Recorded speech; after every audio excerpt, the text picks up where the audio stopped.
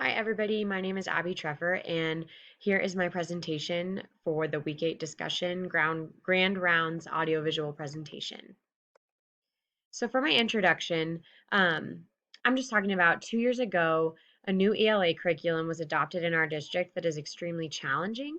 There are many missing pieces in our new curriculum. Only high academic achieving students are benefiting.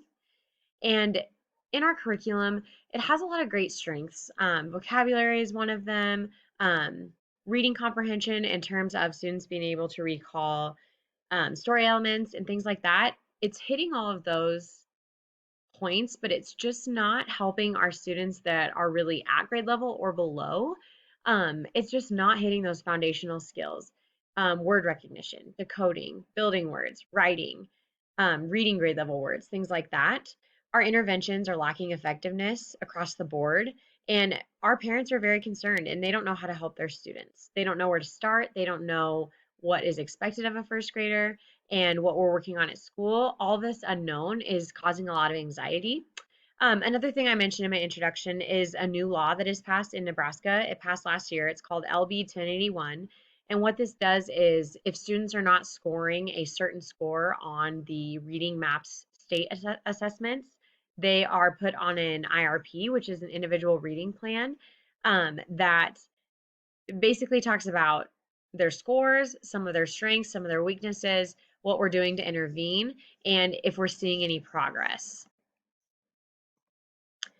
For my problem statement and justification, I have written that the purpose of this research is to find the most effective phonics intervention strategies that can be used both at school and at home with parents. The purpose of this research is also to educate parents on what is being done in school and what they can be doing at home to help their children with phonics and reading. For my research questions, what are the most effective phonics strategies to be used both at school and at home? And how will professional development for parents influence comfort levels while completing at-home literacy activities? So basically just exploring the phonics strategies that are most effective, whether students are with me at school or whether they're at home with their moms and dads. And then professional development for parents, they're going to be getting that through me, which is watching videos and learning from me what type of strategies are most effective, and then also just giving them some insight as to what's being done at school and what we're expecting too. I think that'll make them more secure, more confident with working with their child, based on the fact that they just don't know.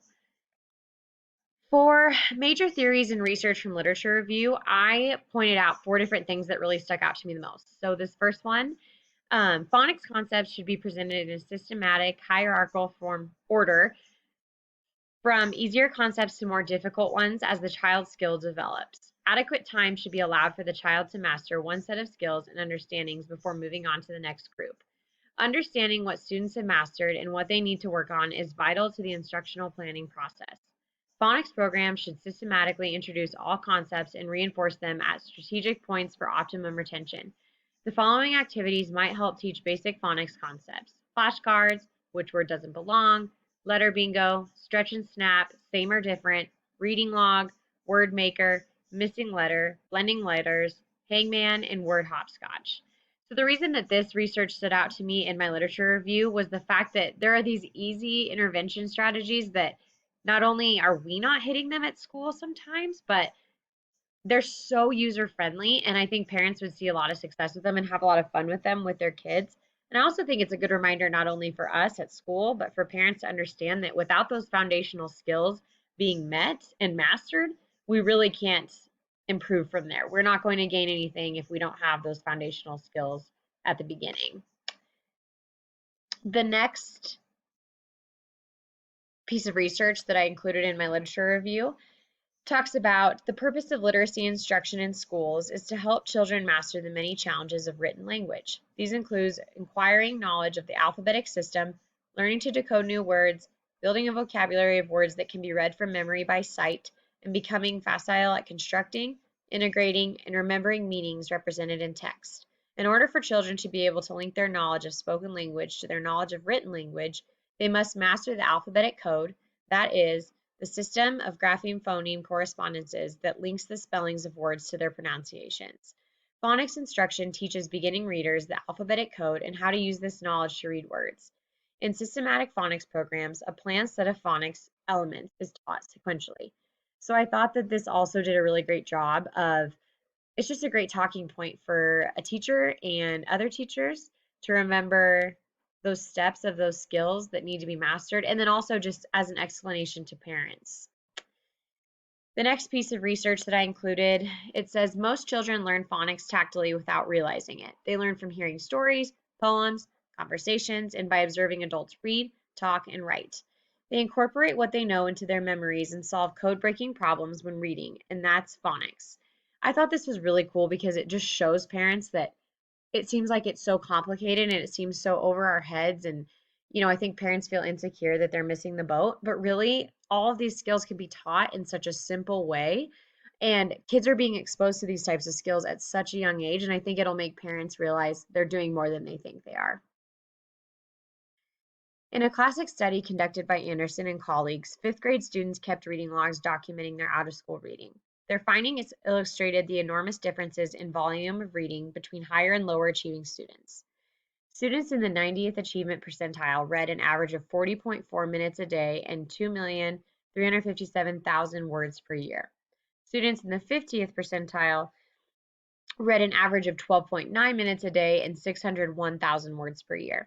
Students in the 10th achievement percentile read an average of 1.6 minutes per day and only 51,000 words per year. The reason I included this is because I think it's truly alarming. I think as teachers, we can kind of, it's not as surprising to us, but I think as a parent, it's shocking to see how much it can affect your kid if you are not reading with them at home and taking the time out of your day and your busy life to hit these literacy concepts, and how much of a big effect it can have on each child. This next slide talks about the research methodology. For my steps, the first step is meeting with my administrator and gaining consent. So I actually already did that. I did that last week, and I was able to talk with him and explain the purpose of my study, talk about the videos I would be conducting, which would just be educating my parents on those phonics strategies and what's going on at school and what some of our expectations are. And then I'm going to gain consent from parents and how I would gain consent from him. We talked a lot about how I was going to gain consent from parents with a letter, and that those videos would be sent via Remind. They would just be able to watch them at their earliest convenience. The parent surveys, which would be just sent home at the beginning, the middle, and the end of the study, just to see some of the concerns they have, their opinions, things like that on what's happening right now, and then any concerns, and then any successes or concerns still at the end of the study. As far as my timeline goes, in October, obtain administrator approval form, collect baseline data. I'm going to do that through a list of sight words that are grade level words that students should know. We actually already have collected that baseline data in our quarter one report cards. Parent survey one, this is really just to get an idea of some concerns that they have, things they'd like to see change, and things like that. An introduction instructional video. So this video will be the first video I do, just explaining, obviously introducing myself again and explaining the purpose of the videos and what their children can gain from them. And then the initial sight word assessment, a Unit 3 phonics assessment, which is just our phonics curriculum, and then a PSI screener to kind of detect all of my students' strengths and deficits in literacy. So in November, I'll do another instructional video. I will do Unit 4 and 5 phonics assessments, and then another PSI screener to see if any improvements have been made or have not. And then in December, I will do another final parent survey, another instructional video, a final sight word assessment, Unit 6 phonics assessment, and a final PSI screener. My data tools, I have 4. So the first one are my parent surveys. My second one is my PSI screeners. My third is my phonics assessments, and the fourth is the sight word list I'll be using. And that is it for my presentation. Thank you.